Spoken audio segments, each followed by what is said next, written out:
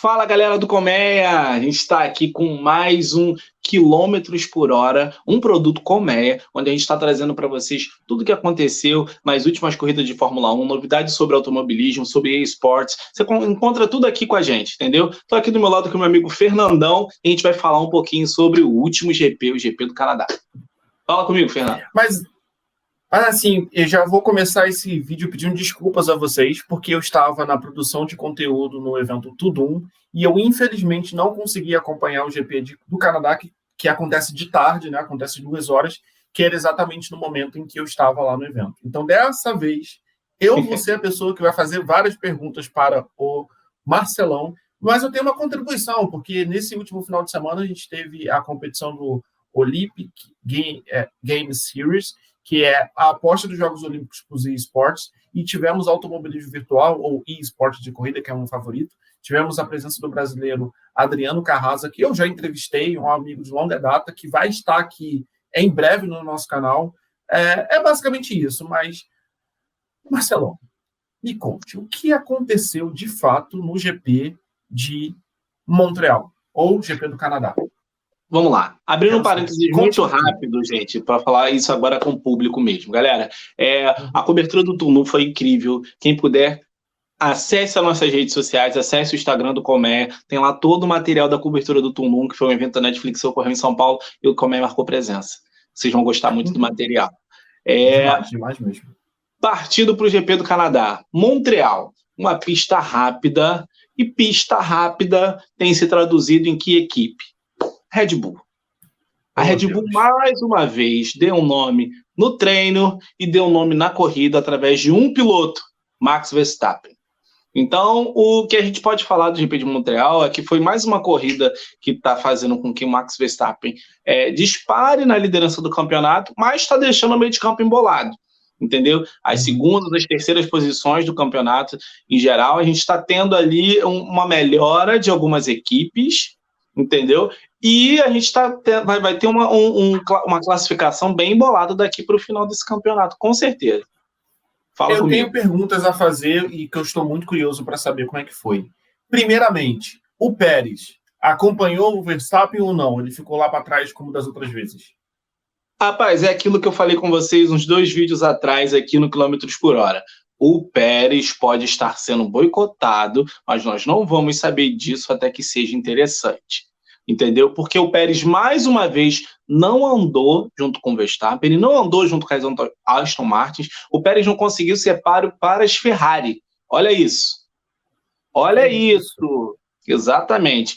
A gente teve, falando das Ferraris, a gente teve nessa corrida a primeira boa estratégia da equipe no ano. Entendeu? E a gente hoje... Finalmente, né? Finalmente. Não, mas assim... Voltando no Pérez, eu só abrindo um parênteses bem grande, que na última temporada de Drive to Survive da Netflix, tem um episódio que estava falando da negociação do Richard, como foi o fim de carreira dele no final do ano passado, que ele ficou sem espaço na equipe. E, basicamente, tem um episódio que eu revi recentemente, em que o chefe de equipe da Red Bull tinha dito que o Pérez não estava performando da forma que ele deveria. Isso já era uma preocupação no ano passado. Então, essas notícias de que ele não está performando bem de novo, e já observando o histórico da Red Bull, é possível que eles já estejam começando a fazer testes com o Ricardo de novo. Porque, assim, o Ricardo, querendo ou não, ele é cria da Red Bull, sabe? Ele saiu num momento ruim, inclusive fazendo referência mais uma vez sobre a série Drive to Survive. O Daniel não teve muita sorte nessa troca de equipe, né? As trocas de equipe dele foi sempre em momentos que a equipe onde ele estava passando por alguns problemas institucionais, ele ia para uma nova equipe, e aí acontecia um problema, ele ia para uma outra equipe, e foi por isso que, de acordo com a série, por exemplo, ele estava cotado para entrar para a Alpine, mas a Alpine, que já foi Renault, que inclusive o Richard também já foi lá, inclusive a Renault tinha dado tudo para ele, acabou optando pelo Gasly, né?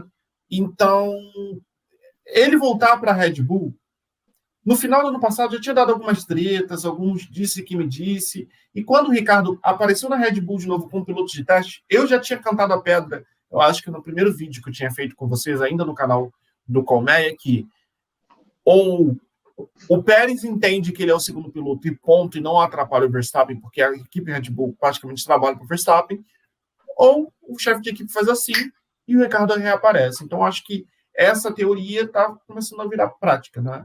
Tá começando a fazer sentido.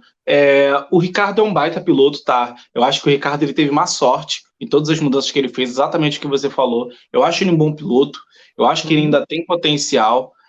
Não desmerecendo o Pérez, pelo contrário, eu torci muito para o Tcheco esse ano todo, eu ainda estou torcendo por ele, mas o que a gente vê, na verdade, é uma queda de rendimento. E não acho que isso seja só uma questão de disputa ali nessa equipe. Eu acho que também seja uma questão mecânica, seja uma questão do carro do Pérez. O carro do Pérez está visivelmente inferior ao carro do Max Verstappen, coisa que a gente não via acontecer no início do campeonato. Entendeu? Mais uma vez, ele repetiu no Canadá. A gente tem duas possíveis teorias, de que realmente o Pérez esteja passando por um momento ruim da carreira dele como piloto, ou que ele esteja sendo boicotado, ou se ele vai realmente continuar na Red Bull, que a Red Bull já trocou piloto no meio do campeonato, isso não é um problema para eles. Jamais. Acompanhe as cenas dos próximos episódios. Agora, deixa eu fazer outra pergunta que eu estou muito interessado para saber. Vamos lá. O que aconteceu com as Aston Martins? Elas andaram na frente das Mercedes? Então, desde o treino do treino classificatório, as Aston Martins andaram na frente. As Aston Martin, quando eu estou falando do Alonso. Inclusive, eu vou trazer aí uma polêmica aí envolvendo Lance Stroll ainda para o meio do vídeo. Vocês vão entender. O Alonso andou bem, entendeu? Ele se classificou na frente do Hamilton, entendeu? Inclusive, a Aston Martin de Alonso se classificou na frente das Mercedes, entendeu? Durante a corrida, o Alonso foi ultrapassado na largada, entendeu? Mas em nenhum momento ele deixou o Hamilton se distanciar, tanto que o Alonso finalizou a corrida na frente do Hamilton. O Stroll já é um caso à parte, entendeu? Ele não correu bem, como ele faz em todas as corridas, não fez uma corrida ruim, mas ele também não fez uma corrida para ficar entre as primeiras colocações, entendeu? O que eu acho que está acontecendo? As Mercedes melhoraram de ritmo, o carro da Mercedes melhorou, mas o carro da Aston Martin, que já vinha bem, está voltando a fazer boas corridas. Então, quando eu falei que a coisa está começando a ficar embolada, eu estou dizendo que as Aston Martins estão vindo bem, como vieram no Canadá, a Mercedes está melhorando, entendeu? E a Ferrari está suspirando. A posição da Ferrari em quarto e em quinto lugar é um suspiro da Ferrari, entendeu? A gente teve Leclerc e Sainz. Então, eu acho que a gente ainda pode ter um meio de campo bem embolado aí. Mas na frente a gente não tem muita coisa, a gente não vê muita diferença. Eu, sinceramente, não acho que a Ferrari vai... Jesus, não sei nem como dizer isso em voz alta. Eu não vejo a Ferrari sendo uma ameaça nem mesmo para a Mercedes, que teve problemas também no início do campeonato, muito menos para a Aston Martin. Mas o que me causa surpresa ainda é a Aston Martin andando mais do que a Mercedes. Porque eu vi o pódio, né? O pódio foi Verstappen, Alonso e Hamilton. Exato. Sabe? Inclusive um pódio com 11 títulos mundiais. Pois é, um pódio pesado, né? Um pódio pesado. Exato. E eu fico imaginando o que deve estar passando na cabeça do Toto Wolff, sabendo que eles estão entregando um motor B e a equipe B está indo melhor do que a equipe A. Eu acho que ele deve estar se rasgando em dois, porque assim, a gente está falando de uma equipe que ganhou 8 títulos nos últimos 10 anos. 8. Exato. 8. Temos o recorde do Hamilton com 7, né? E um do Rosberg. Então, meu pai, como é que pode um negócio desse? E parece que aquela ideia de que o Lewis Hamilton vai deixar a Mercedes caiu por terra, né? Até porque ele renovou o contrato dele com a Mercedes. Eu acho que o que pode estar acontecendo é o seguinte, talvez não soberba por parte da equipe, mas eu acho que eles se acomodaram de que tinham um carro veloz, mas as outras equipes estão trabalhando. A Aston Martin aproveitou o motor Mercedes e falou assim, a gente já tem um motor bom, a gente precisa melhorar esse motor. E foi o que eles fizeram, entendeu? Eu acho que a Mercedes está entendendo isso agora e é por isso que o carro está apresentando melhor. Acho que até o final do ano a Mercedes está andando mais do que a Aston Martin, tem muito mais investimento para isso, engenheiros melhores, é uma equipe mais completa. Então, eu acho que até o final do ano a Mercedes está andando melhor que as Aston Martin, mas que está assustando, tá. A gente também tem que lembrar que em 2021 teve a grande mudança da Fórmula 1, né? Com mudança de regulamento, mudança de muita coisa. E todas as vezes que tem uma grande mudança na Fórmula 1, há uma mudança na hierarquia. Vamos lembrar que aquela mudança que aconteceu de 2007 para 2008, do nada, a tal de Brown foi Brown a melhor equipe da... do nada. Ela um carro branco, Ferrari, completamente sem patrocínio. E até o Rubinho estava lá e tal. E bizarro. E demorou. E Jenson Button foi campeão mundial, exato. E eles disse a frase mais polêmica, né? Eu sou o melhor piloto da Fórmula 1. E sumiu depois disso.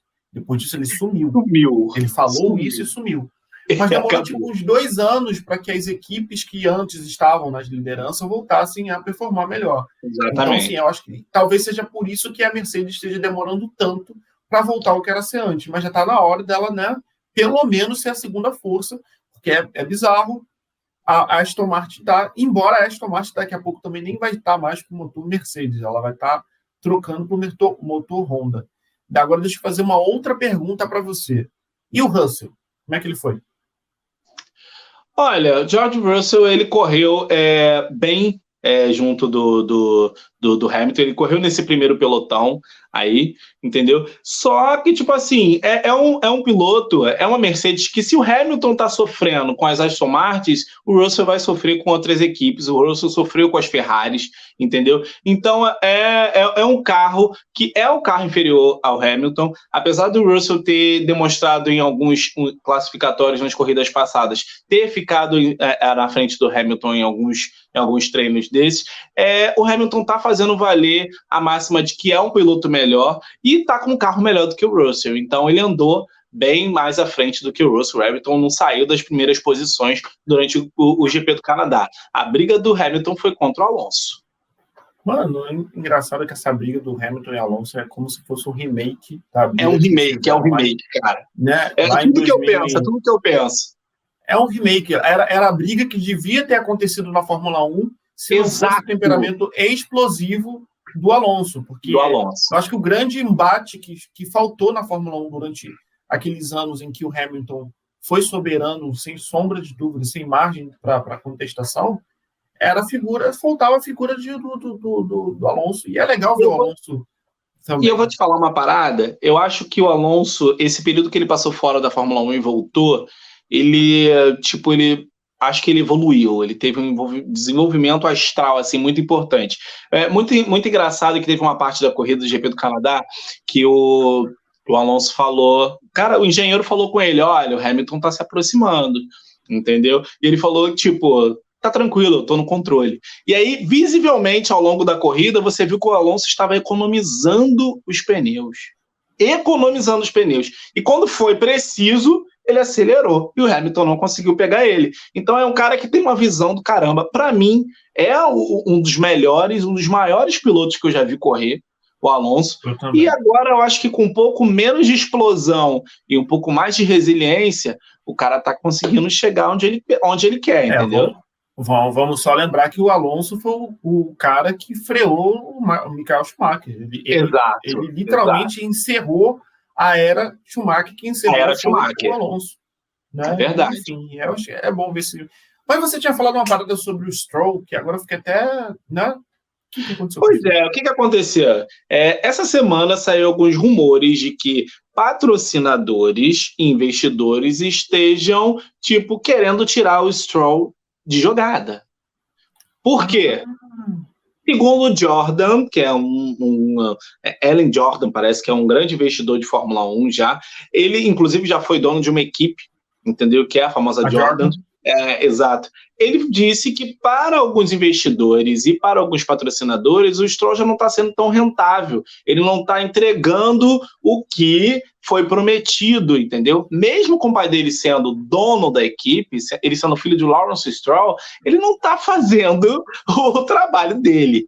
Então, pode ser que o Stroll esteja sendo fritado no meio da temporada e que essa seja a última temporada dele na Fórmula 1. Tá cedo para dizer isso, tá cedo, mas nunca é conversa de boteco, entendeu? Nunca é. Para um cara estar falando isso, é porque ele já ouviu coisa importante. A justiça está sendo feita. E eu estou falando isso não é porque eu não gosto do Stroll, eu acho que não tem nem... Para mim, a gente fez um ranqueando lá no Colmec, não fede nem cheira. Para mim, ele não fede nem cheira. Só que é muito injusto você ver que tem um piloto, e ele é ruim. Ele não é um piloto ok. Ele é um piloto ruim. Mas você vê que ele está na Fórmula 1 porque o pai dele é o dono da equipe. Só que na Fórmula 1, as cifras são tão altas que mesmo ele sendo o pai, sendo o dono da equipe, a equipe precisa ser rentável, ela precisa dar resultado para os seus acionistas. E não está dando. E assim, nessa temporada está muito claro de que o Stroll é ruim. Porque é inegável como uma Aston Martin está andando na frente das Mercedes e a outra está lá só Deus sabe onde. E eu acho que ele pode estar sendo ponto para os investidores de falar, putz, se a gente tivesse um bom piloto correndo com o Aston Martin ao lado desse cara que é o Alonso, a gente estaria muito mais na frente, entendeu? Porque para eles é muito... Eu digo isso, inclusive, em relação ao Ricardo. Se o Ricardo tivesse com aquele carro ali, eu duvido que ele estaria lá atrás. Exatamente. Exatamente. O Alonso estaria correndo, ele estaria correndo juntinho com o Alonso, com certeza. Não, eu não tenho dúvida. E nisso, sim, muitos pilotos não têm nem a oportunidade de entrar na Fórmula 1, né? Com essas politicagens, esses jogos econômicos por trás. Porque, por exemplo, o Gorovic, né, que é o piloto brasileiro, tinha todos os predicados para estar na Fórmula 1. Ele é ótimo corredor, eu já vi várias corridas dele na F2 e ele é muito bom, cara. Eu acompanhei ele no ano passado, ele é muito bom.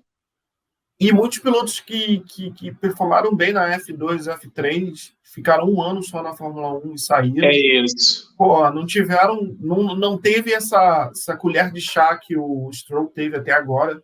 Então, que bom que o esporte está privilegiando pessoas que realmente sabem pilotar. E acho que a corrida ganha até mais sentido você vendo pessoas que estão ali comprometidas com o esporte, não estão ali porque, né, compraram basicamente um banco. E rico não gosta de perder dinheiro, meu amigo. Então, eles não vão ficar perdendo dinheiro com um cara que não está entregando pelo menos o mínimo, entendeu? Ele tem que estar fazendo boas corridas, ele tem que estar disputando para o nome dele ser lembrado e o investimento valer a pena. E o Stroll não está valendo a pena. É verdade, não está valendo nem um pouquinho a pena. Que droga, hein? Que tristeza. Como é que como diz, olha, que tristeza. Ai, ai. Só deixa eu fazer mais um comentário que saiu também essa semana sobre os pneus. A gente tem um problema recorrente na Fórmula 1, até diminuiu bastante. A gente teve um ano que era pneu estourando todas as corridas, praticamente todos os pilotos. E a gente hoje tem a Pirelli como fornecedora mundial de pneus da Fórmula 1. E o que está acontecendo? A Bridgestone está querendo voltar com força total, com base em críticas de algumas equipes, de alguns investidores, e a Bridgestone está querendo apresentar um projeto e voltar para a Fórmula 1. É difícil tirar a Pirelli? Eu acho que sim, porque a Pirelli fornece motores, eu acho que para todas as categorias, entendeu? Motor não, pneu, né? Pirelli fornece pneu, tá? Se for motor. Isso, pneu, desculpa, gente. A Pirelli fornece pneu para toda a categoria, a nível mundial. Então, acho que a Bridgestone vai trabalhar um pouquinho se quiser substituir a Pirelli aí. Porque eu acho que quando estourou essa questão dos pneus, eu acho que os pneus eram Bridgestone. E aí teve a mudança para a Pirelli. Porque a gente teve num passado não muito distante, inclusive foi o último ano da Fórmula 1 em Indianápolis, foi essa crise de pneus, né? Foi a crise de pneus, exatamente. Quando a Fórmula 1 tinha vários fornecedores, aí acho que foi a Michelin que foi o problema, não foi com a Bridgestone. Foi a Michelin, não foi a Bridgestone não, né? Não foi. Enfim, né, teve aquele problema todo que em Indianápolis, por conta do oval, que a Fórmula 1 não está acostumada àquela velocidade, àquela pressão, né, num determinado pneu, botava em risco todo mundo, enfim, de decidiram não correr, foi uma corrida ridícula, onde só 6 carros foram para a pista, foi uma tragédia, Será que a gente vai voltar para aquela época de guerra de pneus? Porque, assim, desde uns campeonatos a seguir, só uma empresa fornecia pneus para todo mundo. Mas eu acho que talvez, até para aumentar a competitividade, eles estejam pensando talvez no modelo de ter vários fornecedores de novo, claro, com uma exigência mínima de segurança. A gente não tem mais Indianápolis, né, no calendário. Era isso que eu ia falar. É bom e é ruim. Por que é bom? Porque eu acho que melhora esse nível de competitividade que você falou, pneus diferentes, entendeu? Mas também eu vejo que é ruim porque a gente que abre espaço também para mais falhas, como que a gente teve. Eu sei que a gente não tem mais Indianápolis, mas são pneus diferentes, né? São marcas diferentes, então acho que isso pode ser, não sei se isso é tão legal, entendeu? Até porque eu acho que a Pirelli faz muito bem, entendeu? Os pneus não desgastam tanto mais como antes. Só que você esqueceu de uma coisa. O Grupo Liberty de qual país? O Grupo Liberty é britânico? Qual país? Não, o Grupo Liberty é dos Estados Unidos. Mais especificamente Liberty de Miami. Exato. E a Bridgestone é de qual país? Ela é americana. E quem patrocinava a Halftime Show há alguns campeonatos atrás? Bridgestone. A Bridgestone. É verdade. Aí não seja mais uma questão de segurança ou não. Como a Fórmula 1 agora está sendo controlada por americanos, é óbvio que as empresas americanas, vendo o crescimento de audiência da Fórmula 1, vai querer uma fatia desse bolo. Porque pneus americanos nos carros de Fórmula 1. Exato. Faz todo sentido. Aqui, faz todo sentido. De onde é a Pirelli? Acho que a Pirelli não é americana. Deixa eu só ver. A Pirelli deve ser italiana. Pirelli. Tem cara pelo nome. Deixa eu ver aqui. Pirelli. É a Itália, viu? Sabia. A Pirelli é uma marca italiana. Bridgestone está querendo voltar. A gente está tendo uma mudança aí de uma mudança meio globalizada da Fórmula 1, né, cara? A gente está tendo essa transferência para as Américas das operações da Fórmula 1.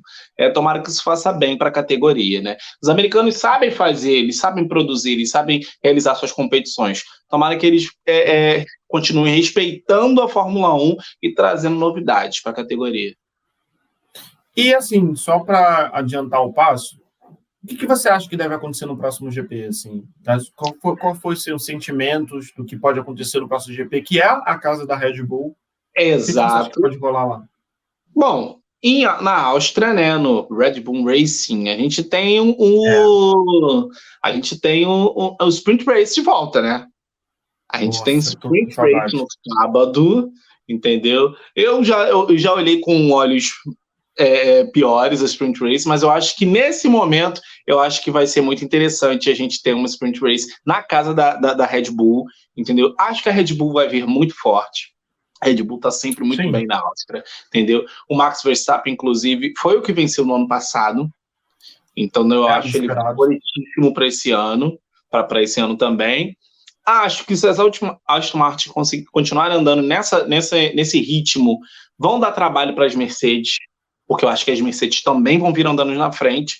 E para mim a grande incógnita se chama Ferrari.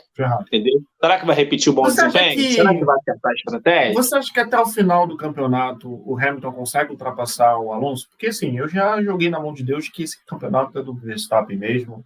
Não crio nem mais expectativas. Cara, não tem. O cara tá na melhor fase da carreira dele. É muito difícil parar alguém nessa fase, entendeu? É muito difícil. O Hamilton já esteve nesse lugar de correr e a galera atrás se matando e o cara tá indo de vento em popa, entendeu? Então, eu acho sinceramente que a Mercedes terminou o ano correndo mais do que a Aston Martin, mas eu penso que o Hamilton fica com esse segundo lugar, mas o Alonso vai ficar ali pertinho. Eu acho que do Alonso a terceira. Eu acho que o pódio no final do ano mundial de pilotos vai ser Verstappen, Hamilton e Alonso. Vou criar essa expectativa de ver o Hamilton de novo na vice-liderança e torcer muito para o ano que vem ele tá vencendo. Lembrando que no ano que vem vai ser os Jogos Olímpicos. Acho que vai ter mais etapas da Fórmula 1. Acho que vai chegar a 25 corridas. Mas falando em Jogos Olímpicos, que inclusive a pista de Montreal aconteceu dentro de um espaço olímpico, nesse final de semana aconteceu o Olympics Games Series, que é a aposta dos Jogos Olímpicos para o cenário de eSports ou esportes eletrônicos. Já há uma discussão desde 2016 de que 2020 possivelmente entrar, 2024, ainda toda uma negociação entre o Comitê Olímpico e as instituições de esportes eletrônicos. E vale aqui abrir um parênteses bem grande, porque muita gente debate sobre isso, né? Se esporte eletrônico é esporte, não é? Para mim, isso é uma besteira, porque é esporte, é a mesma dedicação, é um momento diferente da sociedade, da civilização. Porra, e meio diferente de praticar também. As diferenças são muito pequenas nesse sentido. Sim, sim. Acho que a preparação de um pro player não difere tanto de um atleta. Tem toda uma preparação psicológica, de treino mesmo, de você ter que manter sua saúde mental, sua saúde física, enfim. E tem alguns jogos que são muito alinhados com os valores olímpicos, que é da competitividade, da parceria, de promover uma boa competição. Por exemplo, as pessoas se questionam por que automobilismo virtual ou esportes de corrida está nos Jogos Olímpicos Eletrônicos, né? Nos eSport Series. Cara, a FIA tem os mesmos valores que o Comitê Olímpico. Então, assim, lembrando que esse esporte eletrônico, os esportes de corrida, é um dos poucos exemplos de esportes eletrônicos que realmente a pessoa pode começar ali e se tornar um esportista na pista, sabe? Por exemplo, o próprio Verstappen, que a gente tem falado bastante, ele é um pro player. Ele é um piloto, mas ele é um pro player, assim como o Lando Norris, o próprio Leclerc. O próprio filme do Gran Turismo, né? De jogador a corredor, próprio. Exato, assim, e a gente está vendo exemplos aqui no Brasil também, como Jeff Dias e outras coisas. Exato. Então, assim, é uma aposta e eu estou torcendo muito para que os Jogos Olímpicos vejam a importância dos esportes eletrônicos, porque eles comunicam muito mais com a nossa geração do que os próprios Jogos Olímpicos. É uma preocupação para eles, questão da audiência.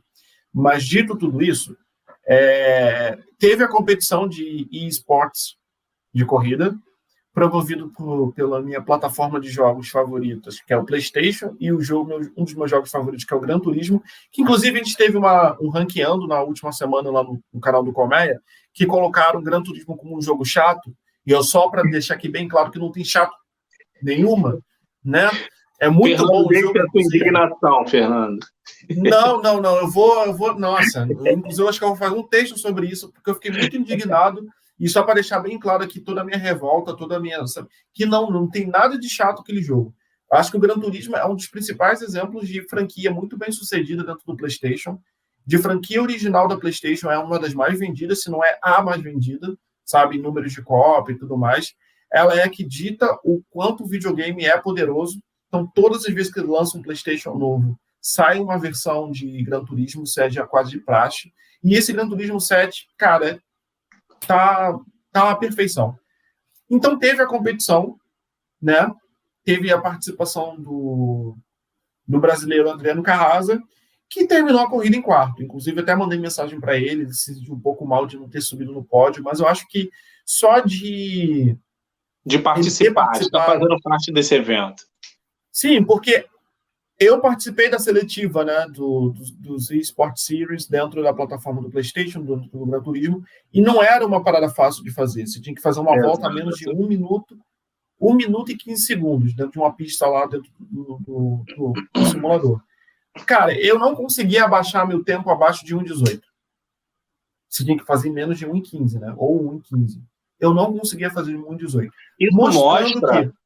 Isso mostra que os jogos online, os jogos dessa forma, eles não são só... além de serem esportes, eles também exigem de você, entendeu? Uma percepção, uma preparação. Você precisa estar bem mentalmente, tanto quanto os pilotos que estão dirigindo um carro na vida real, entendeu? É exatamente a mesma coisa, só que você está dirigindo de forma digital, dirigindo de forma online, entendeu? Marcelão, não é apenas isso, cara. Eu acho que as pessoas que passaram, que se classificaram, eles têm algo a mais. Por exemplo, eu jogo o Gran Turismo amador, no final de semana, eu gosto de treinar, eu acho que o Gran Turismo te força a treinar, Ele não é um jogo que você liga e vai passando de fase. Ele te força a viver aquela experiência várias e várias vezes, te incentiva a ser um piloto de verdade, respeitando as regras e tudo mais. Só que essa galera que se classificou, eles treinam uma base de quase 4 horas por dia. Eles vivem fazendo aquilo ali durante 4 horas por dia. Então, não é mais só diversão, eles levam aquilo com um comprometimento muito além do que eu possa, hoje, nesse momento da minha vida, oferecer. Eu não tenho 4 horas do meu dia para treinar. E eu acho que mesmo lá no passado, eu não treinaria 4 horas por dia, sabe? Chega um momento que eu fico cansado e tudo mais. Então, para mostrar que sem o comprometimento, sem aquele treino, sem aquela vontade, sem aquela garra, é muito difícil você ser classificado. Então, foi o que eu falei para o Adriano. E o Adriano já foi vice-campeão do campeonato de esportes do Gran Turismo, que inclusive vai voltar a ser presencial, vai ter uma etapa na Holanda no próximo semestre, que já é daqui a alguns dias. E perfeito. Ao que tudo indica, assim, porque para quem não conhece o Gran Turismo Sport Series, ele é uma competição global que ele acontece em muitas cidades onde tem ou alguma coisa ligada ao automobilismo, que é um museu ou uma cidade muito importante. Algumas referências, né? Exato. Ou algum próximo de algum autódromo. E a final é sempre em Mônaco. E é sempre um baita de um campeonato para se observar, reforçando aquilo que eu falei, de que o Gran Turismo não é um jogo chato nenhuma. Né? É muito, muito bom. Que fique registrado. Que fique registrado que eu participei daquela live, mas é como um protesto, e agora eu levei como missão de vida, batendo no meu peito, de que eu vou provar de que esse jogo não é chato. Eu acho que com tudo que já foi falado sobre Gran Turismo aqui mesmo, ou quando era o canal do Colmeia, aqui mesmo no Quilômetros por Hora, a gente já falou sobre Gran Turismo. É um jogo promissor, é um jogo que pretende te ensinar, como você mesmo já falou em outras oportunidades, não só correr, entendeu? Mas melhorar o seu desempenho. E é uma coisa que vai além do esporte. Isso vai além do esporte. E por isso que a gente está fazendo essa campanha aqui, como outras pessoas também estão, para que os jogos digitais, os jogos online, os jogos de automobilismo virtual sejam categorias de esportes olímpicos, porque estão exigindo de você como se você fosse um atleta, porque você é um atleta enquanto você está fazendo, enquanto você está jogando. Total. Entendeu? Total. Não tem como banalizar mais o automobilismo virtual. Claro, cara, eu aprendo muito nos jogos de corrida, nos jogos simuladores, a manter a calma, a diminuir meu nível de estresse, a pensar, ter raciocínio rápido, a respeitar as regras, porque, assim, no Gran Turismo, se você bater e tirar um carro para fora, você é punido. Então, assim, eles incentivam cada vez mais você ter uma corrida limpa. Quando você faz uma corrida no Gran Turismo, que você não bate em ninguém, você não sai da pista, você ganha pontos extras. Então, assim, inclusive eu estou devendo uma live sobre isso, né, das minhas experiências com o Gran Turismo, porque, cara, eu me sinto quase como um embaixador desse jogo. Eu gosto muito desse jogo, eu passo horas jogando. E agora com essa possibilidade de... O PlayStation patrocina a gente. Pelo amor de Deus. De pessoas que estão jogando do sofá, poder competir, uma plateia grande em outras cidades, eu acho que isso foi em outras cidades. Isso é sensacional. É o poder do esporte e da tecnologia, cara. Você está do sofá da sua casa, você está competindo do outro lado do mundo. É muito incrível. É incrível. Marcelão, eu acho que a gente abordou tudo dessa vez, de ser compacto, bem organizado, e eu vou tentar assistir com todas as minhas forças o próximo GP, que eu adoro o GP da Áustria. Inclusive, foi no GP da Áustria que começou o Gran Turismo, a competição de Gran Turismo Mundial, foi no Hangar 7, né, em Salzburgo. Não foi lá, não. Foi na Áustria, mas foi em Foi na Áustria, mas foi na outra base da Red Bull, que foi Salzburgo. Ah, tá. Entendeu? É próximo, mas não é no mesma paradinha. Mas é legal. Mas é uma das pistas nos simuladores que eu mais gosto de correr, que eu consigo exigir bastante no meu carro, porque eu já conheço aquela pista de olho fechado. Cara, é uma pista muito rápida, uma pista que exige muito do desempenho do carro, entendeu? Muito controle, entendeu? O piloto tem que ter muito controle ali. Vai ser uma boa corrida. Eu gosto de quando o campeonato está do jeito que está e a gente tem corridas com pistas rápidas. entendeu? Sim. Porque a gente vê realmente o desempenho dos pilotos, entendeu? A gente tem isso, porque pista com muita curva, pista que a pessoa tem dificuldade de correr, acho que dá uma quebrada nesse ritmo, entendeu? Uhum. Então, eu acho que vai ser uma boa corrida, principalmente com as Sprint Race, que estão aí para dar essa inovada na categoria, e tenho certeza que vai ser sucesso. Cara, e só para encerrar esse lance da pista da Áustria, não é uma questão de ela ser rápida. Eu acho que o grande pulo do gato é você saber frear. Ela é, de fato, uma pista extremamente veloz, mas os pontos de frenagem determinam muito se você vai fazer uma boa curva, se você vai ganhar vantagem sobre o piloto da frente. Não é sobre acelerar. A pista da Red Bull não é sobre acelerar. Eu vou até patentear essa frase. Não é o quanto você consegue acelerar, mas é o momento certo de você frear. Porque se você frear em alguns pontos da pista, você vai sair da pista, você vai cair num campo que você não vai conseguir tracionar bem o carro. Então, é muito mais sobre você saber frear na hora certa e retomar a aceleração do que você simplesmente acelerar. Eu acho que essa é a grande dica para que eu tenho para dizer para todo mundo que gosta daquela pista de lá. Você falou uma coisa que é muito importante, que toda vez que eu jogo algum jogo de automobilismo virtual, eu percebo que esse é o grande pulo, é onde você vai frear, não é quanto você pode acelerar. O ponto é quando, entendeu? É a forma que você vai estar freando para fazer aquela curva, para fazer aquela ultrapassagem. Eu acho que isso conta muito mais do que o poder, a potência dos motores do carro que você está pilotando. Sim, entendeu? Cara, eu sempre falo para meus amigos, eu sempre falo isso para meus amigos e para as pessoas que gostam de um jogo de corrida ou querem começar nos jogos de corrida. Não se trata de você ser o mais veloz. Se trata de você errar menos na curva que você está fazendo, que isso automaticamente vai deixar você veloz. Porque não adianta nada você meter pau na pista, você sair da pista. Você perdeu tempo precioso ali. Agora, se você constantemente fizer a curva, fizer a volta sem erros, é quase que impossível de você não ultrapassar. Eu digo isso. Ó, larguei o microfone. Lá. Marcelão, mais uma vez, foi um prazerzão falar com você sobre Fórmula 1, sobre esporte de corrida. Eu estou ansioso para a próxima corrida da Áustria, e assim que ela sair, a gente vai gravar. E eu espero que vocês tenham gostado da abertura, porque a abertura foi tipo um design bem interessante. E é isso, gente.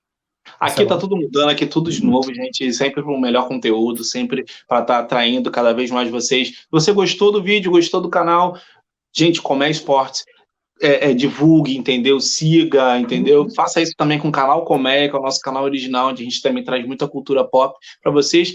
Até a próxima, entendeu? Até a próxima com o GP da Áustria, que vai ser no dia 2 de julho, mas no dia 30 a gente já começa com os treinos livres, inclusive no treino livre da sexta-feira a gente já vai ter a classificação para a corrida de domingo, e sábado a gente tem a classificação para o Sprint Race e a Sprint Race no sábado mesmo. Então eu espero vocês e semana que vem a gente está aqui.